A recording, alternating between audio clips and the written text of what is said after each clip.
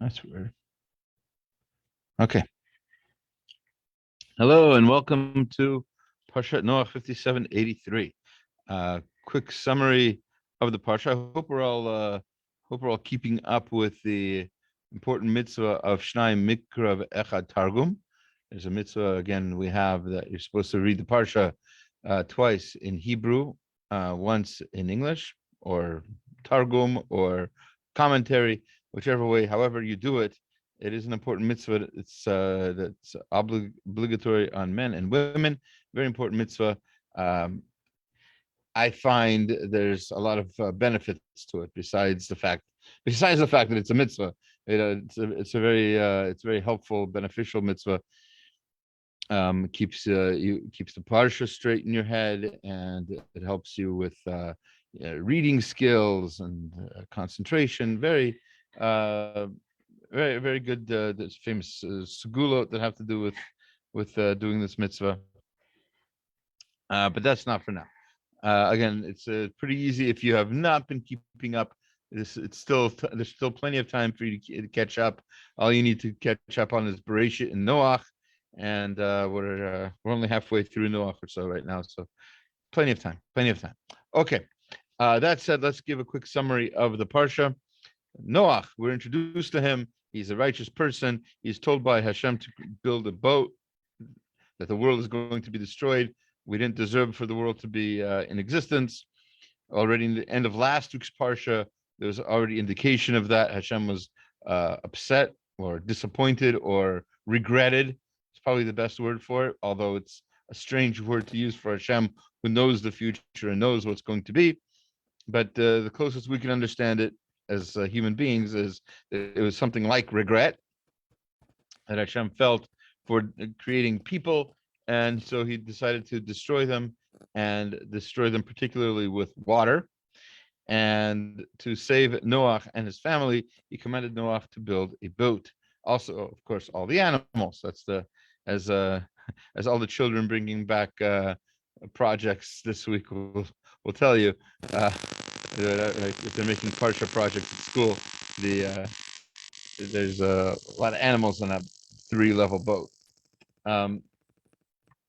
And of course, we've spoken in previous years about the miraculous nature of this.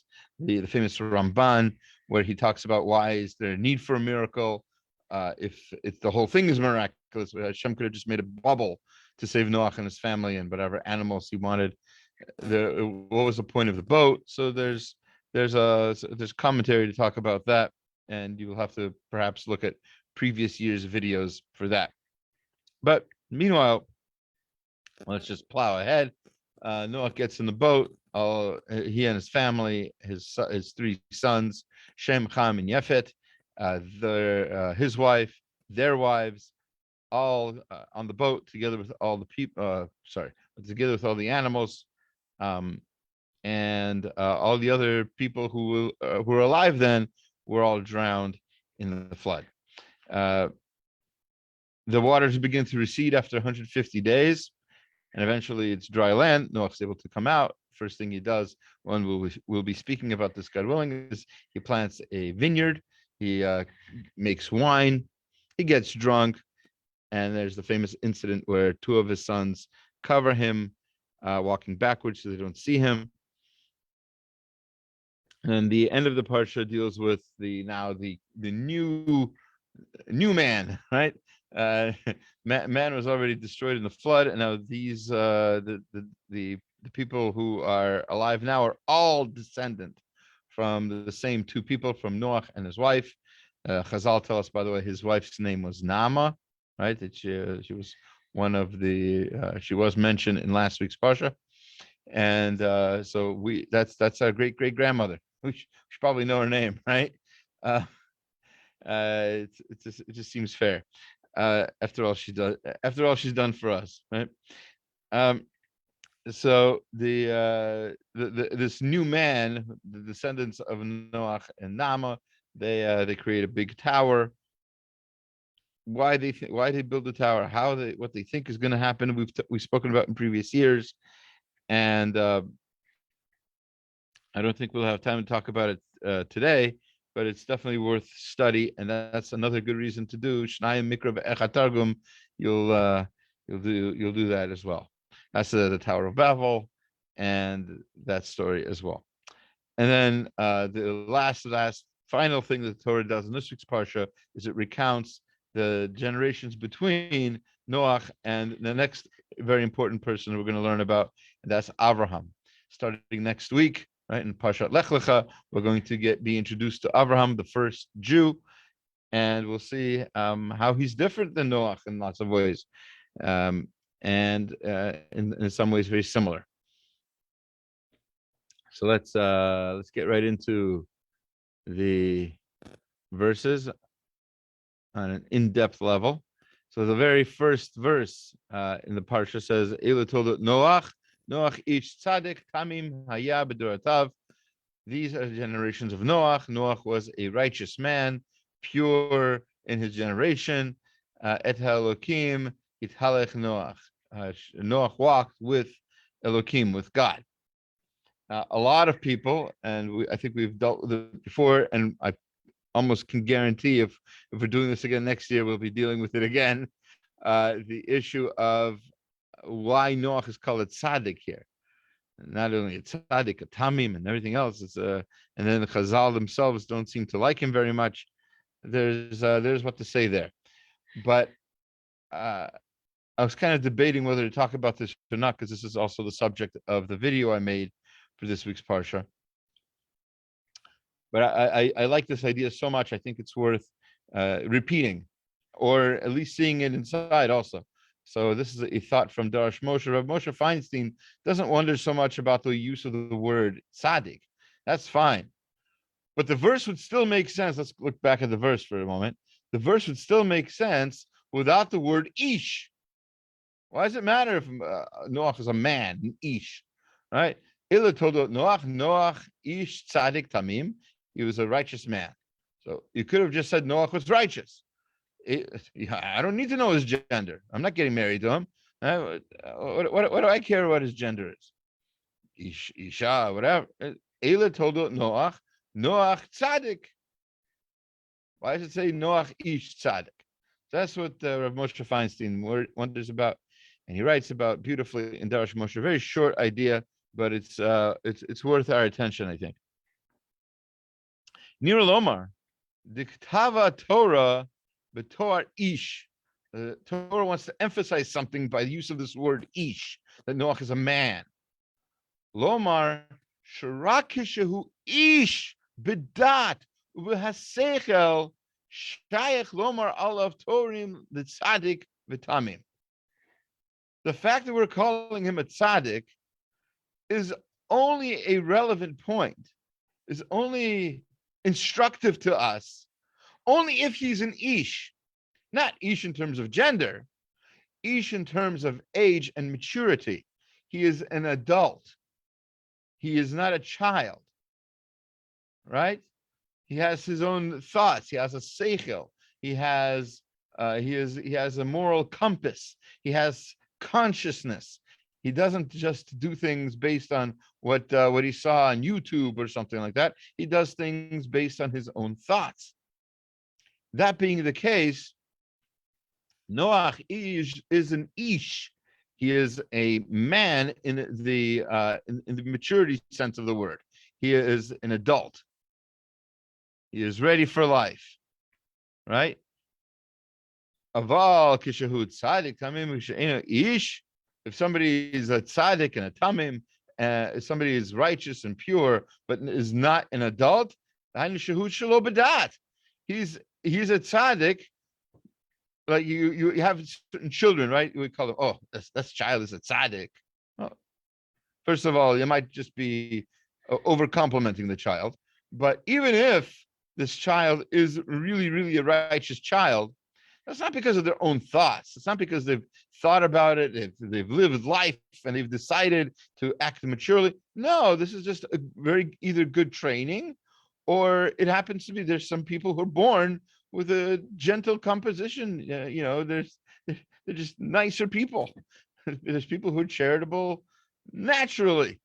So you can't call such a person a tzaddik and a tamim when they're 3 years old. right? They're not. They don't have the maturity to have made that decision. If they were really righteous, based on their thoughts, based on their experience, based on a decision they made and a plan they made, then you can call them an ish tzaddik. So that's what Rav Moshe Feinstein writes about, and a very important idea, because this is us, right? And this is a kind of the subject of the video. Not so much. No reason to go over it again here. You can watch the video later. I'm just clicking that button now. I don't know where the button is that you'd click to see that exact video, but it doesn't matter. You could just go to the playlist that isn't going to be included at the end of this video here.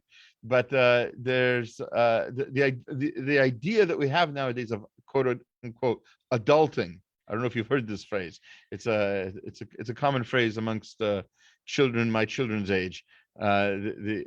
Adulting means acting like adult has become a verb now. Right? It's not just like the noun that we're used to adult. It means to act maturely, to have a plan, to make lists, to make a to-do list, to have a calendar, to have reminders, all these things, to clean, all these things that adults do is now to adult, right? This is that's the idea. And so that's the Torah is telling us, according to Rav Moshe Feinstein, that Noach is that adult. He's that person who had a plan to build a boat. So he had to get the materials. He had to buy he had to build stuff, buy stuff. He had to plan it out, draw it out. The Torah tells us how he's supposed to make it. In other words, the sizes and the materials, but it doesn't tell him where to get it. It doesn't tell him how to measure it. Right? He has to get a ruler that's going to help him figure out 50 amot. That's, by the way, about 100 feet. Right? So that's it's big. I mean, it's not big enough to hold every animal in the world, but that's a different story. And that's like I said, the Ramban from last year. All right. So anyway, that's an important idea to start with, and let's go on from there. Oopsies. And that's what I need. Okay. Baruch Hashem. All right, we're going to continue. The Torah then tells us that Hashem wants to destroy all the people and basically wants to affect the earth. What do I mean by that? So chapter 6, verse 11 says, V'tishachet ha'aretz lifnei ha'elokim, the earth, the world became corrupt before Hashem. V'timalei ha'aretz Hamas, the earth was filled with Hamas. And we're not talking about the terrorist organization Hamas, we're talking about Hamas is, Rashi tells us, the sort of sense of entitlement that people have, where they can take whatever they want because they earn it, they deserve it. They didn't earn it. Earn is the wrong word here. Everybody's stuff is mine. This sort of anarchy is called Hamas. Not a bad name for a terrorist organization, by the way. Just saying. If anybody's looking for a name. All right, so that's so Rashi says on the next verse that the world became corrupt. He says, "Afilu behema chayav of nizkakin she'enan minam." So even animals, birds, and oaf, so animals, wild animals, and birds began to have relations with species not of their own, and this could be this could be a problem. In other words, says Rashi, what Rashi is telling us, this is from the Midrash. He's telling us that when the world became corrupt, it doesn't mean just like figuratively, like the world was a corrupt place. The world, the whole entire earth was all messed up. We were messed up, and then the whole earth was messed up. And the question becomes then, how is that possible? What does that have to do with anything? Why the world doesn't think? I was just driving by I'm gonna get some hate mail for this. I was driving by a billboard, and it was from PETA, which is the organization to protect animals. We used to joke that PETA stands for People for the Eating of Tasty Animals. Anyway, so they're not. They're vegetarian. So there's one billboard they have, and the billboard has a picture of a parrot in a cage, and it said something to the effect of, "Remember how bad lockdown was last year? Would you want to be locked down for your entire life? Don't buy animals. Don't buy birds." That's what it said. And I joked to my daughter who was driving with me. I joked and I said, do they want us to imagine being in a cage with our human brains, or being in a cage with a bird brain, right? Because birds don't really realize that they're in a cage. If they've grown up in a cage, then probably the cage is probably the best place for them to be. Just saying. Again, like I said, I'm going to get a lot of hate mail for this, but the point is, birds don't behave based on thoughts like the seichel that Reb Moshe was talking about. The birds behave based on instinct, right? Survival. So what are we talking about here? So Rav Eliezer Man Shach, Zecher Tzedek Livracha, former Rosh Yeshiva of Panovich. So he and as I've said in previous years, and I guess it's worth mentioning now, his yahrzeit, I believe, is next week, 16th of Cheshvan. It's worth mentioning that he's not just one of the oldest people, one of the last people who studied in a European yeshiva before the Shoah. He was a Rosh Yeshiva in a European yeshiva before the Shoah. Right? He was that great. Right? Anyway, so says Rav Shach, Ulapalehu. This is a big wonder. This whole idea of animals having interspecies relations.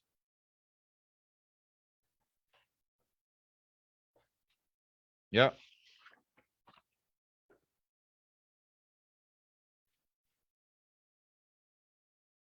So he says, "Ha'im balei bezeh sheniz kaku b'she'ena minam garmu lemabul." Is it possible that these animals were having these relations before the mabul?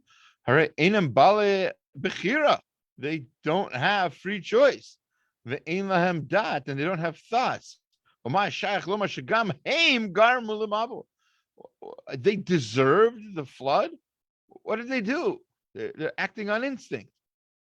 Inyan shemase b'nei adam harayim, bad behavior from people. Heim shegarmu lekalkul b'teva ha'olam. They are able to destroy the nature of the world. Ad kidei kach, so much so, shebalei chayim nizkakin b'she'enamin, to the point where animals will mate with the wrong species.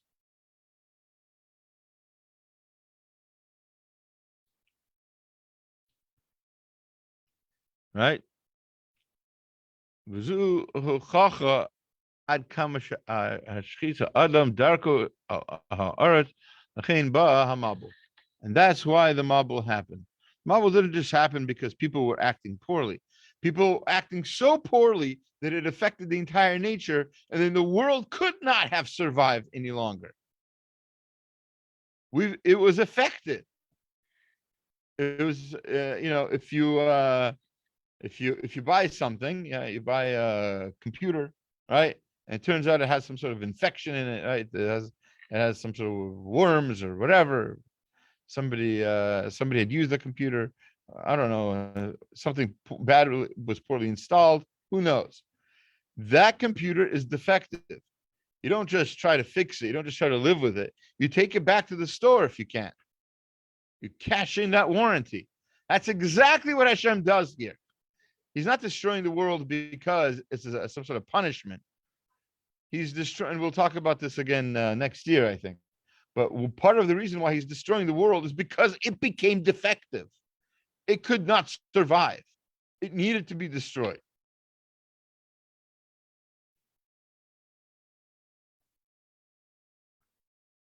Let's skip to a whole chapter later. Chapter 7, verse 11. 7:11. No Slurpee in this verse, I promise. All right. Bishnat Sheish Me'ot Shana. So this is going to talk about the actual flood, when the flood happened. So in the 600th year of Noach's life, B'chodesh Hasheni, in the second month, that would be, by the way, according to most opinions, Cheshvan. Last month was the first month. And the second month is Cheshvan. B'Shiva Asar Yom, on the 17th day of the Chodesh, by Yom Hazeh, on that day, Nivku Kol Ma'anot Tahom, Rabba V'Arubot HaShamayim, Niftachu. So the fountains of the great deep burst open, the floodgates of the sky broke open, and as the verse goes on, the rain came down. The Gemara in Rosh Hashanah wonders what was the mechanism by which Hashem made this happen. This is not usually your average everyday question for the Gemara, but it wants to know, how did that happen? So first it quotes the verse, like we said, Noach. Rabbi Yeshua Omer, Oto Hayom, on that day, Shiva Asar Be'iyar was the 17th of Iyar, right? Because he holds that the first month of the year is the first month from the Jewish perspective, which is Nisan. The next month, the second month, is Iyar. So the famous machloket in the Gemara in Brachot.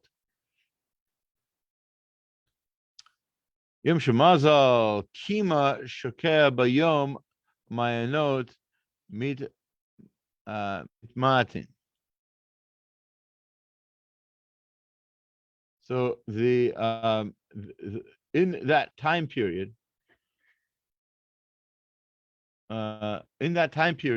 there's a mazel, there's a constellation called Kima. And what does Kima do? So according to the Gemara, Kima is responsible for how wet the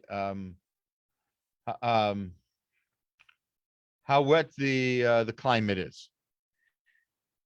Shina Kadosh Baruch Hu Aleim Maaseh Breshit, because Hashem needed to destroy the world, he switched the whole Maaseh Breshit, V'ala Mazel Kima Bayom, and brought out this mazel, this constellation of Kima in the daytime, as opposed to at night.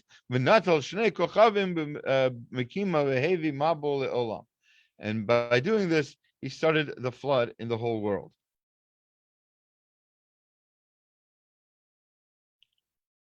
Rabbi Eliezer Omer, Otayom Shiva Asar B'Amar Cheshvan. He says no. This is on the 17th of Cheshvan, like we say, like I started off with. Yom Shemazal Kima Ola B'Yom Mayanod Miguvar Mit Gabrim. Right. That on the day of Kima. That's when the Mayanot, when the springs are strong. Mitoch Shinu Maasehem, Hashem weakened them. Shina Hakadosh Baruch Hu Alehem Maaseh Breshit. He changed around the entire creation of the world. V'aleh Mazel Kima Bayom, and similarly, this Mazel of Kima came out in the day. And Natal Shnei Kochavim Hevi Mabul Le'olam, and that's what created this flood. I don't really have much to add to that. The reason I wanted to bring it up is because, as you can see, at least in the Gemara's time, and probably for another almost 1,000 years, we believed in this thing called constellations. Now, I'm not saying we don't believe in it now. There are differences of opinion, but how much influence do these constellations have on us? Well, according to the Gemara, this constellation of Kima is what Hashem switched around in order to create the flood. It's very easy for Hashem to do things, by the way. He doesn't need to worry about constellations or anything else like that. It's kind of interesting here that the Gemara wants this a constellation of Kima to be responsible for this, because obviously it too does not have its own dot. It too does not have its own thoughts or anything like that. The reason it did what it did is because Hashem told it to. Hashem says, and everybody else listens. That's true for almost all people. Definitely all things of the world.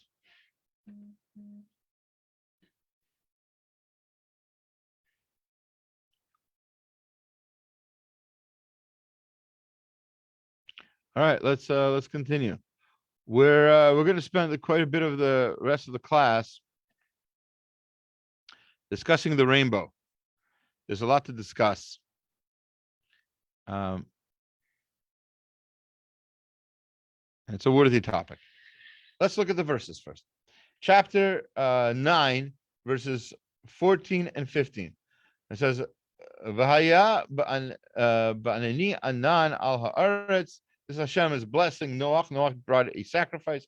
Hashem, in order to thank him, gives him a blessing, gives him bracha, and he says that that it will be that when there's clouds in the sky, and that time, nita'arata hakeshet ba'anan, you will see the keshet, the bow, in the sky, in the clouds. V'zacharti et briti, and I'm going to remember my covenant.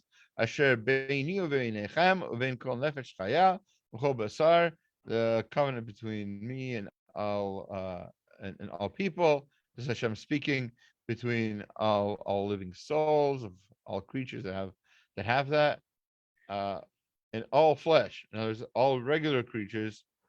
Lo haya od hamayim lamabul l'shachet kol basar. There will never be a flood like that again, taking over the whole world. And the sign for that is the rainbow. How is it a sign for that? What does it mean? A lot of good questions, but let's see first what Nechama Leibowitz can tell us. Much perplexity has been caused by the link between the bow and the divine promise never to wipe out mankind by means of a flood. Many have searched in the bow, its color, form, and nature for something which might signify a token. Ramban offers some examples of these searchings. Give me a moment. I need to take care of something. I'll be right back. Sorry for the delay. Just a moment.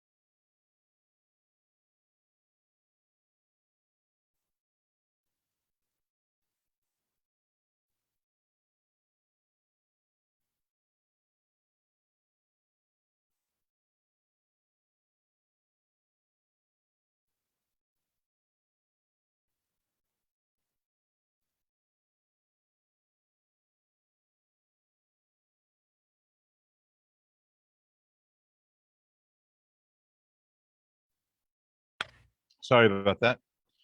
Okay, all better. So, starts off with a quote. This is the token. This is the symbol. The symbolism of this token, it has been said, lies in this: the bow does not reside with its base about, appearing as if it were being aimed downward at the earth, sending his arrows and scattering them on earth. It is shaped the opposite way to show that it is not aiming anything from heaven at mankind. Similarly, it is the practice of combatants turning their bows the other way to show that they're offering peace to their adversary. Further, the bow has no string by which to shoot the arrows. So this is part of the reason, part of the symbolism of the Ramban's opinion about what the symbol of the rainbow is. In other words, the stringless upturned bow symbolizes that retribution and anger are being replaced by an era of love and peace. Ramban himself is not satisfied with this interpretation and suggests another. And he gives another more Kabbalistic one. And then he says, and then Nechama Leibowitz writes,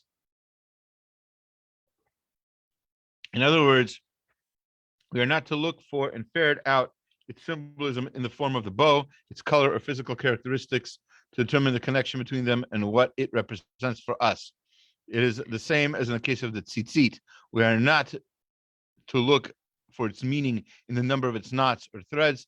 The text simply says, you shall behold it and you shall remember. Similarly, the bow will serve as a token or sign because the Almighty has fixed it as a token of his covenant, which in his kindness he made with mankind, that he would never again send a flood to destroy all flesh. Not because violence and robbery have disappeared from the world, and not because mankind has already been purified of sin, but on account of his mercy and patience. In other words, Hashem says, this sign, this symbol is going to be a sign for such and such. And that's why it is. We can look into meanings and try to figure out other reasons, et cetera. But in essence, the rainbow is a symbol of Hashem not destroying the world, or Hashem's mercy for us, because he said so. Just like we can think about all kinds of cool, deep, Kabbalistic reasons for blowing the shofar when it comes to Rosh Hashanah, but the truth is, we're only blowing the shofar because we're told to. And if we weren't told to, we wouldn't. I don't care what the symbolism is. Right? Even if it symbolized the most beautiful ideas in the whole world, if Hashem wouldn't have told us to blow the shofar, I guarantee we would not be blowing the shofar.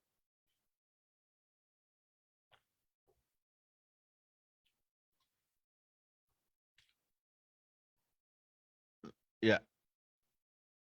It's just it's an interesting point to finish off with, because obviously this is the end of the judgment season, the days of awe.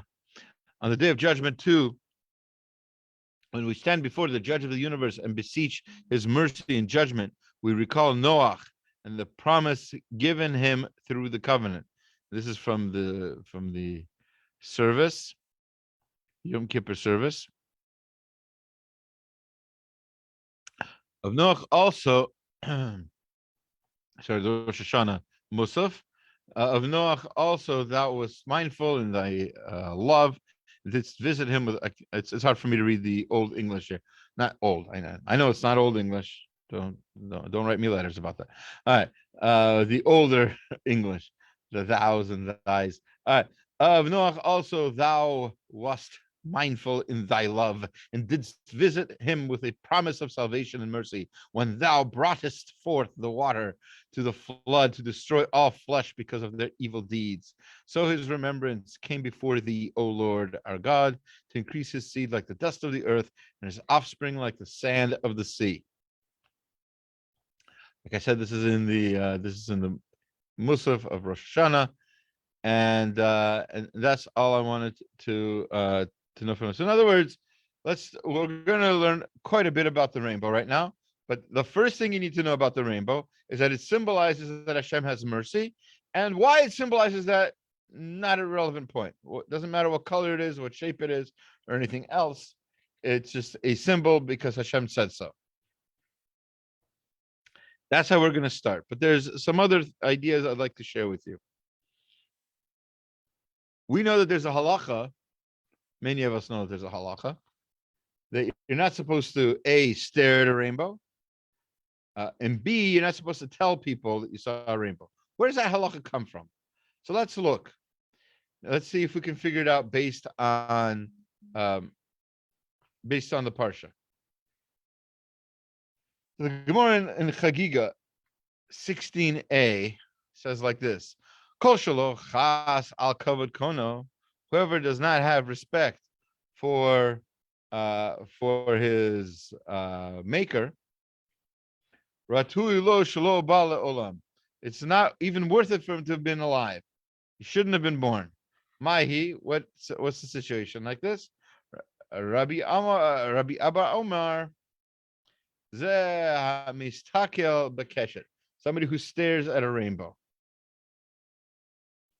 thinks deeply about a rainbow, right? So that's an example of somebody who does not respect his master. In other words, does not respect Hashem. Which again is a strange thing to say, because maybe you're looking at it because you want to admire Hashem's beauty. Hashem created a beautiful world. So how do we understand that? Rabbi Yossi Omar. So Rabbi Yossi says, no, the example that somebody who doesn't respect his master is somebody who sins in private. Why? Because obviously they're afraid of the social pressure. They're afraid of people knowing that they sinned. At the same time, they don't seem to mind the fact that God knows that they sinned. So if they don't mind, either they don't respect him, they don't realize that he can do certain things, like know everything that's going on in the world, be omniscient, or something else. Mistakel bakeshet, and thinking about the rainbow, the Ktiv, as it says in the verse, Kamare hakeshet asher yeba anan b'yom hageshem kain mare v'noga savivhu u'mare demut kavod Hashem. This is a verse from Yechezkel. It says, as the appearance of the rainbow that is in the cloud in the day of rain, so is the appearance of the brightness around. So is the appearance of the likeness of the glory of Hashem. So there's a comparison here based on this verse. There's a comparison between what? Between looking at a rainbow and looking at Hashem, the glory of the Lord, the Shekhinah.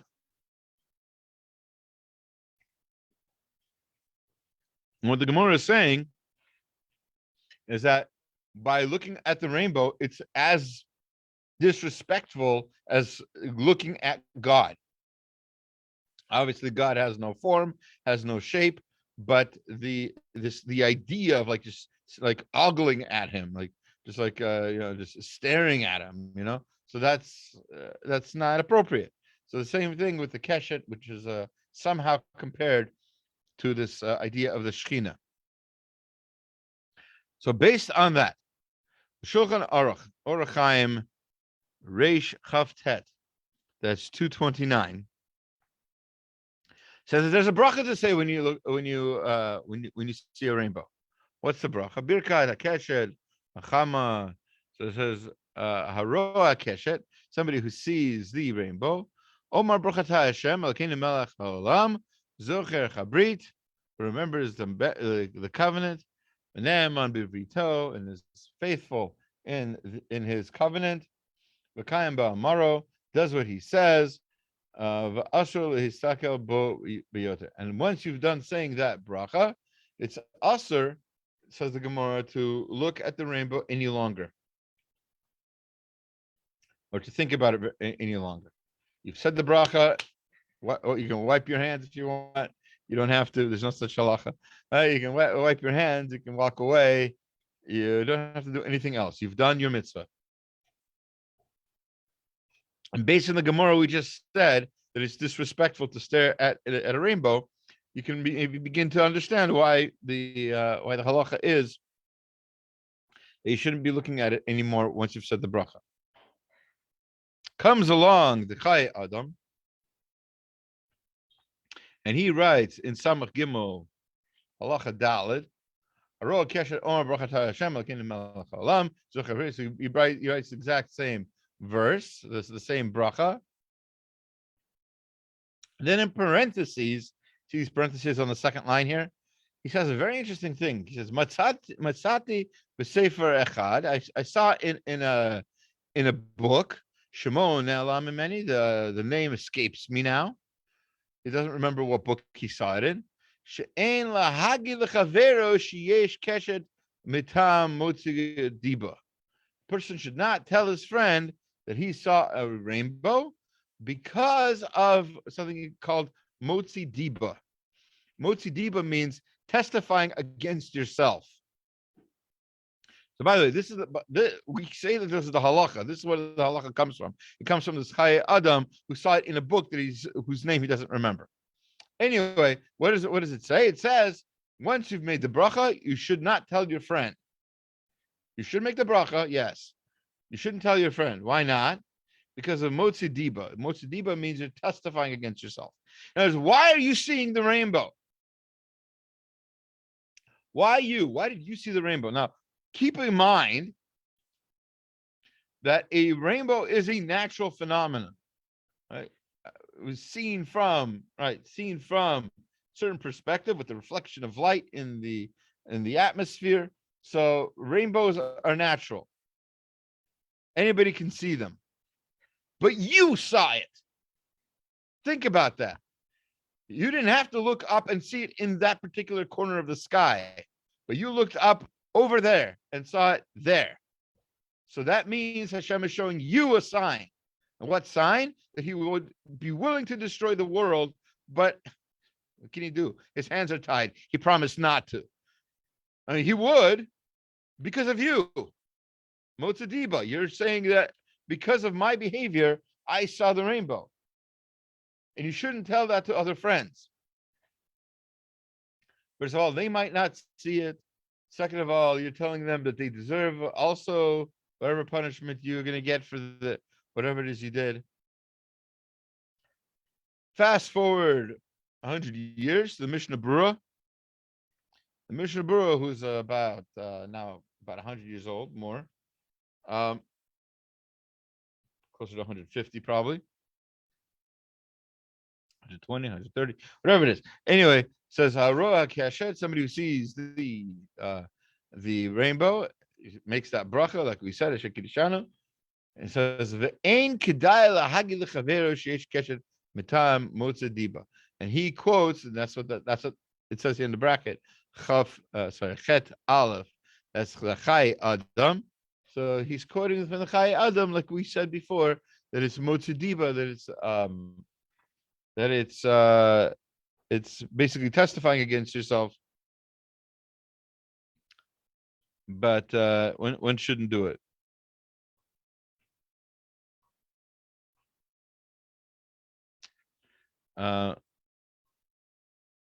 Interesting to point out that the Mishnah Berurah does not say it's asur lahagi l'chaver. It says ve'ein kedai. It's not fitting. It's almost like an advice, like you shouldn't. Not that you mustn't, you're not allowed to. There's some sort of sin, but it's not a good idea. You shouldn't do it because of motzadiba. So he kind of tones it down a bit from the Chai Adam.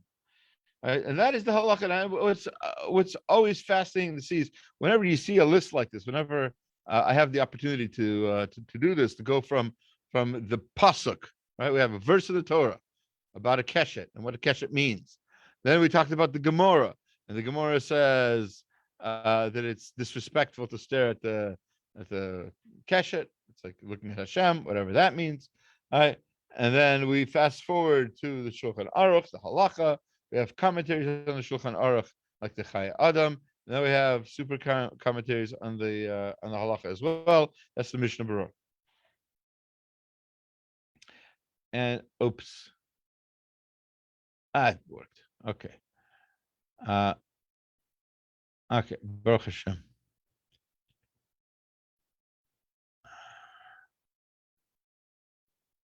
Okay.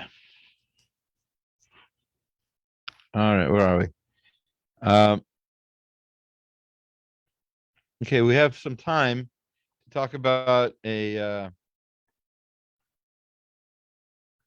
like to go in chronological order, but if you don't mind, we're going to try to do this out of order, if you don't mind. We'll go back to the sons of Noach. In fact, really, the next verses that we're going to learn are really all in order. So let's just look at the verses and then ask the questions and then go back. Let's do it that way. It says in Bereshit, "Vayu b'nei Noach yotzim min hateva." It says that, and again, this is chapter 9, verse 18 and 19. It says the sons of Noach left the Teva, Shem, V'cham, V'yefet. These are the names. V'cham hu avi Canaan, and Cham was the son of Canaan. Why do we need to know that particular fact? Keep in mind that at the end of Parshat Noach, we're going to have a huge, huge list of the whole genealogy, all the way from Noach all the way down to Abraham. And so we don't really need this at this point yet. We're going to have the genealogies of all the sons. Shlosha Ele b'nei Noach, these are the three sons of Noach. Ume'ele nafta kol ha'aretz. From them grew the entire world. Okay. Let's just go on to the next verse, and then we'll go back to the mabul and his question, etc. The next verse, the sons of Noach left. Then vayachal Noach isha dama v'yita kerem. Noach, who was a farmery type of person, Sapphira calls it tiller of the soil. It's a good name for a book. He became drunk. He planted a vineyard. He drank from the wine. He became shikur. He became drunk.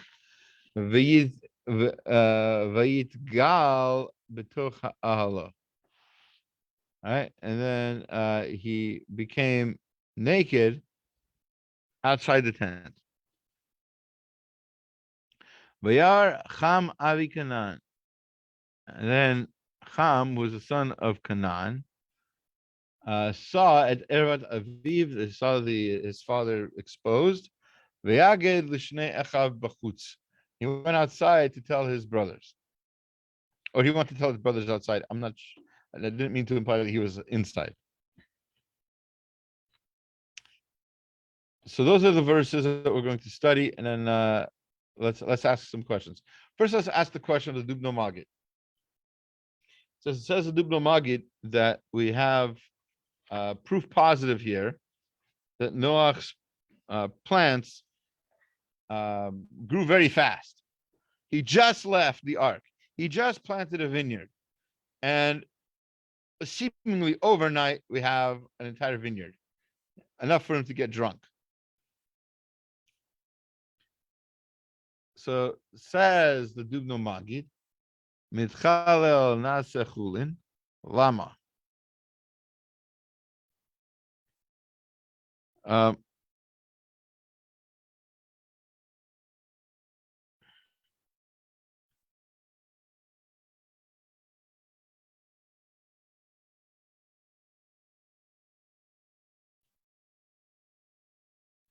Yeah, sorry.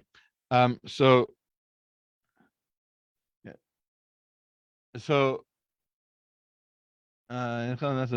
right. So why did he do this? Lo hayalo lita davar acher shel takana.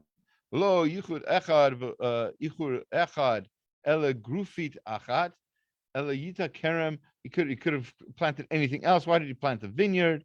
V'chechan hayalo Amar Rabbi Abba Bar Kahana hichnis imos morot. It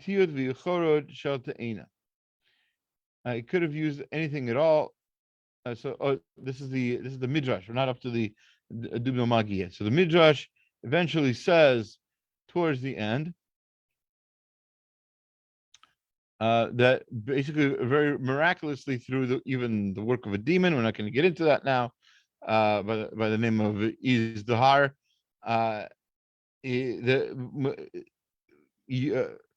Noach's plants grew miraculously and very fast. That being the case, says the Dubno Magid, I can tell you a story to explain this. All right, he says, Echad haya b'derech, there's a person on the road.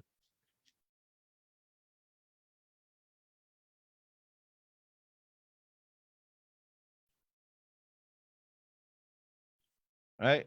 He was walking along the road. Paga b'tzadik echad asher yadabo. He saw a tzaddik that he knew. Eit asher nevarech yivorach. He asked for a bracha. He got a bracha. Amar lo, Rabbi Barcheni, please give me a bracha. Amar lo, Yehira Shon, may be Hashem's will. Sheha esek harishon shetatchil la'asok bracha v'techa yihi v'vorach umutzlach. So he gave him a bracha. may whatever you first do when you get home, may that have amazing growth and success. Ma Asaza, what did he do? Gamar Omer Belibo, he said in his heart, I'm going to go to my house. Kaspi Liminotan. I'm going to go grab my hidden money. I'm going to invest that, and that's going to turn into this bracha that he said. As soon as he got home, he said to his wife, Torah Kesef, go get for me this money box. And she, because she didn't know what he wanted, she didn't know what was going on here. She didn't know about the bracha. She was not happy with this. Not alone. She didn't give it to him. And she argued with him. And that began this terrible spiral into the lack of marital bliss. It became bitter. Ad ki hebrecha b'nehem gadlo etzlicha v'yirev ha-madon v'etzem l'ma'od ba'avur ki hu haya ha'esek harishim b'vo b'leveito. So he went to the rabbi and said, Rabbi, you said the first thing I do is going to be successful. I went and tried to get my money, and it wasn't at all successful. So says, yeah, but what did you do first? You know what he did first? The first thing he did when he got home, he argued with his wife, and that was very successful. It was a very, very good argument. Right? You don't want that kind of argument. Right? It was a perfect argument, perfect storm he created in his home by not communicating well. And what are we supposed to gain for this? This is why after the flood, right, there was a huge amount of rachamim that Hashem created in the world. Right? He just he's calmed down. Right? He quotes there from the Sefer HaZohar. The world was a more gentle place. There was mercy all around. And Hashem said, your first thing that you do is going to be super successful. Whatever you do, Noach, is going to be super successful. He could have started a yeshiva. He could have built a mikveh. He could have, started Young Israel of San Diego. I think some of our, maybe. Anyway, so whatever he was supposed to do, whatever he would have done first is going to be the winning ticket. And what did he decide to do first? Plant a vineyard. And it was a really good vineyard. It grew super fast and super successfully. And the wine that it made was super delicious and super intoxicating. And all of it was super, super, super. That's how Hashem created the world. And that's the lesson here. When you start a new enterprise, you have to remember Hashem gives a bracha to the beginning of the enterprise. Kolas kashot. Rashi is going to tell us pretty soon, right? That all beginnings are difficult, and because they're difficult, Hashem gives us a bracha to make life a little easier for us. And that bracha, we should use it well. Don't use it for shtuyot. Don't use it for garbage. Use it. Imagine if the first thing you take care of when you start a new business is you take care of getting back at the people who didn't support you in the beginning or whatever. I don't know. Right? You go DEFCON 3 on the people who you think did you wrong, whatever that means. Right? So that will be very successful. That's going to be a big machlokas you create. Is that what you want? You want to live a life of machlokas? No. When you have the opportunity, when there's an almost tangible feeling of mercy that you feel in the world, that's the chance you have to do good things. I just wanted to point out right at the end we're going to go back a little bit to the Malbim, because I saw a beautiful thing from lekach v'halibuf that we're going to conclude with. The sons of Noach left the Teva, right? Shem, Cham, Yefet. It's important to know that these three sons of Noach, they're not just three guys.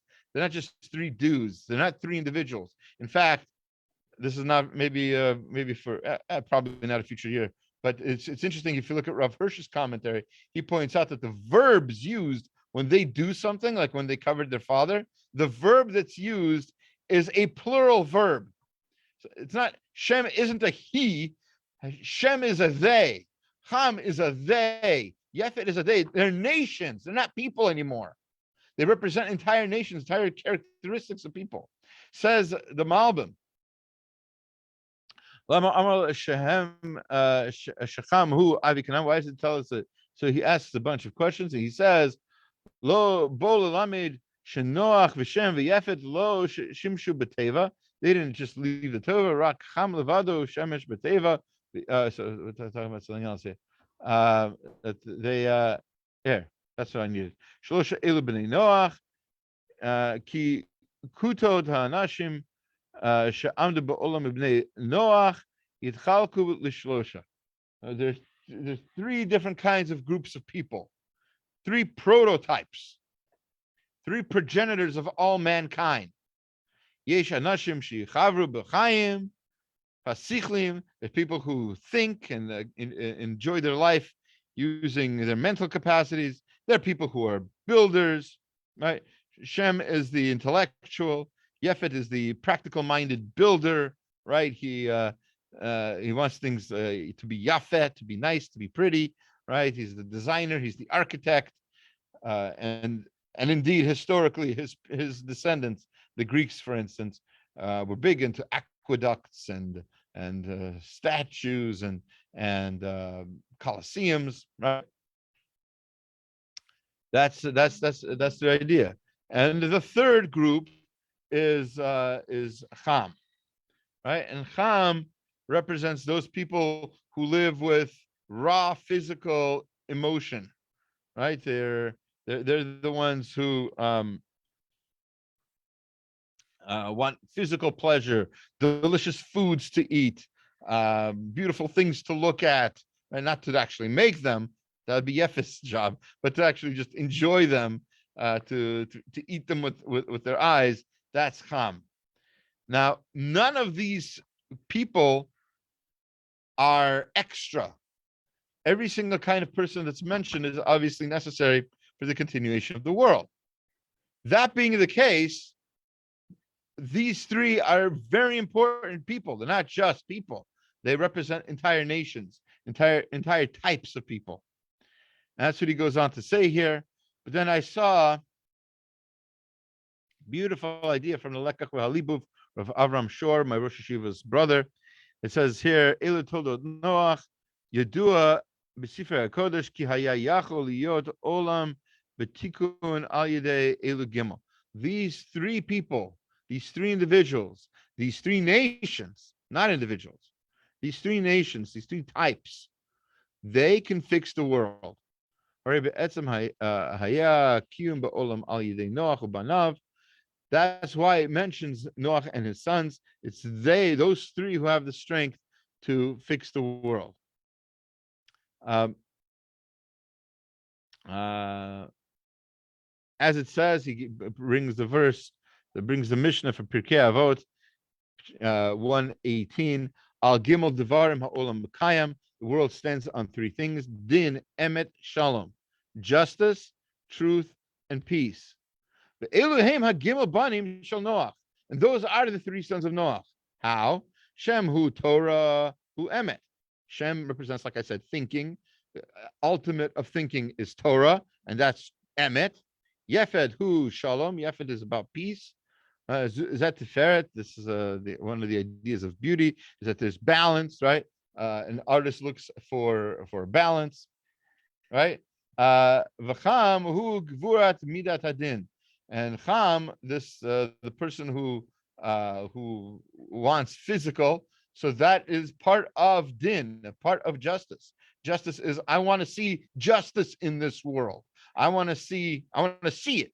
I want, it has to be there, right? Physically, I need to see bad guys locked up, right?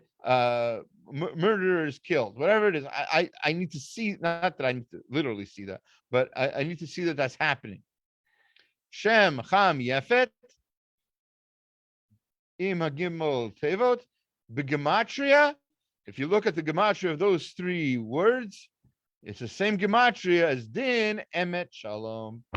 Exactly what it said in Pirkei Avot, that these three are related to Shalom, Emet, Noach hu Menucha. Noach is rest. Kasher Zochin b'Menucha. Ba'im lidei Gimel Midot Elu. There will be rest. There will be comfort once we have these three characteristics. Desha talu b'al mi shemenuchat yinahaleni. So what we have here is one more thing. It says Noach Shem Cham Yefet. Ola, the gematria of those four names is 13 times chesed. 13 times chesed. All right. Hamora al Yud Gimel Midot Shel Rachamim. That reminds us of the 13 midot of Hashem that we're supposed to be acting like. Shebahem Zocha and Noach Shenitzal Min HaTeva, is because of those 13 midot that Noach was able to survive the Teva. And that's what this whole parsha is about. We are going to be we use Hashem's mercy, Hashem's justice, and Hashem's midot. And when we act like him, when we do that, we are able to fix the world back to its original state that it was supposed to be, in this idyllic state of the Garden of Eden, which we talked about last week, and that we'll try to aim for in the years to come. Okay, I wish everybody a good week. I'm going to stop the live share to Facebook. Remember, though, you can subscribe to our page. You can subscribe to our page. You can listen to more Torah related to this week's parsha by clicking on over here to the playlist to talk about all kinds of Noach Torah that we've learned in the last few years, and God willing, we'll have more and more in the coming years as well. Have a good week. Thanks, Rabbi Eddie. Thank you.